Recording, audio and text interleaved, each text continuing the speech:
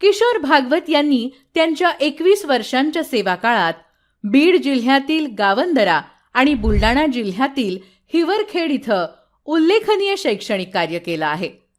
गावंदरा इथं ऊसतोड मजुरांच्या मुलांसाठी त्यांनी सोलर अँप्लिफायर, ओपन यार्ड, बालोद्यान, बालवाचनालय, ई लर्निंग, ISO मानांकन, शब्दांकुर आणि स्वरांकुर असे नाविन्यपूर्ण उपक्रम राबवले. परिणामी शाळेतील अनेक मुलं आज उच्च पदांवर पोहोचली आहेत.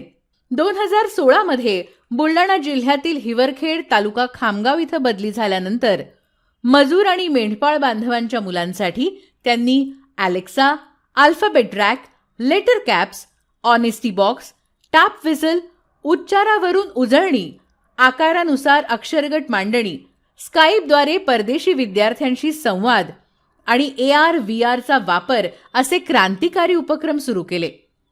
लोकसहभागातून शाळेत विज्ञान प्रयोगशाळा, संगणक कक्ष, शालेय परसबाग, ई लर्निंग वर्ग, आरो वॉटर, बोलक्या भिंती आणि CCTV अशा अनेक सुविधा निर्माण केल्या.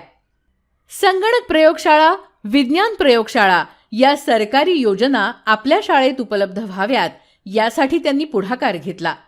त्यांना अल्फाबेट रॅक या उपक्रमासाठी शरद पवार इन्स्पायर फेलोशिप प्राप्त झाली आहे.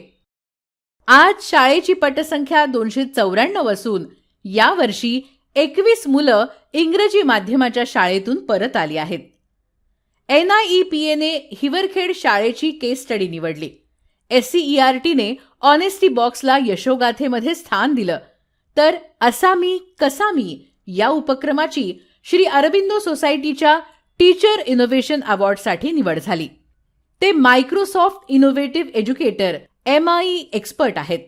त्यांच्या इंग्रजी कविता कॅनडात प्रकाशित झाल्यात आणि अखिल भारतीय मराठी साहित्य संमेलनातही त्यांची निवड झाली.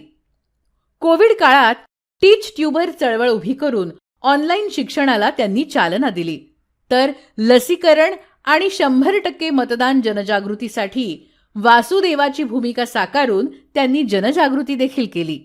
एक प्रयोगशील शिक्षक किशोर भागवत यांना यशवंतराव चव्हाण सेंटर शिक्षण विकास मंचाचा डॉक्टर कुमुद बन्सल गुणवंत शिक्षक पुरस्कार देताना आम्हाला अतिशय आनंद होत आहे.